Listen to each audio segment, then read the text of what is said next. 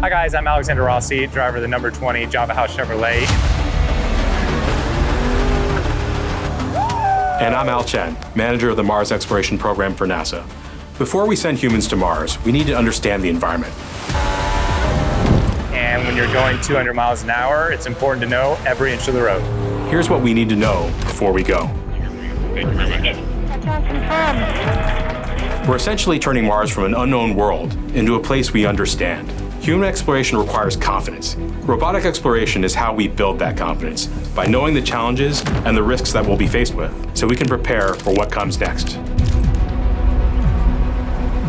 We do what's called a track walk before we race. And for us to get a good understanding of what the track looks like before we drive on it for the first time is super critical. NASA does the same thing, at a planetary scale. Our orbiters map landing sites in extraordinary detail. Our rovers examine soil properties, slopes, rocks, and surface conditions. We study weather patterns and dust activity. The variables that exist on the track, well, they start with the surface changes. You get expansion joints and you get patches and potholes, and because we're in a city, there's manhole covers. Things that look fairly benign can play a pretty big impact on how the car's working. Just like a racetrack, Mars is a place where small details matter enormously. A slight slope can affect landing safety. Certain terrains can trap rover wheels. Dust can interfere with solar power and even mechanical systems. The better we know those details, the more capable and safer our missions become. We're learning our course before we ever send a crew to Mars, and we want to know everything we can about it. And if you didn't do the track walk, you could turn into a corner at 140 miles an hour thinking it was a certain radius, and that could be the end of your day.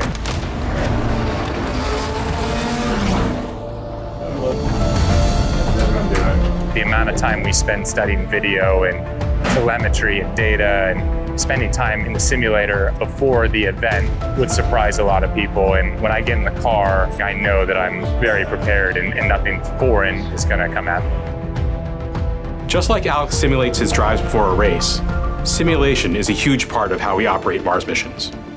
Before a rover executes a drive on Mars, teams often rehearse the activity using detailed software models and sometimes full-scale rover testbeds here on Earth. We simulate terrain, lighting conditions, vehicle behavior, arm movements, and communication timing. The goal is to understand possible outcomes before the rover commits to an action millions of miles away.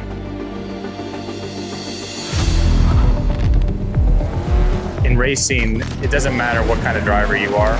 If you don't have a team around you that can build a reliable car, can make the correct setup decisions, strategy decisions in the race, you're not going to be successful. So it comes down to the people and the team, the preparation, and ultimately the very small, if any, margin for error. Mars exploration is cumulative. We don't start over each time. We stand on the shoulders of 60 years of prior missions. Being able to see firsthand what you're doing, I have newfound appreciation for the effort and the work and the commitment that it takes to do what you're doing. It's truly otherworldly. So keep up the hard work. Thank you. And I look forward to learning more about it in the future.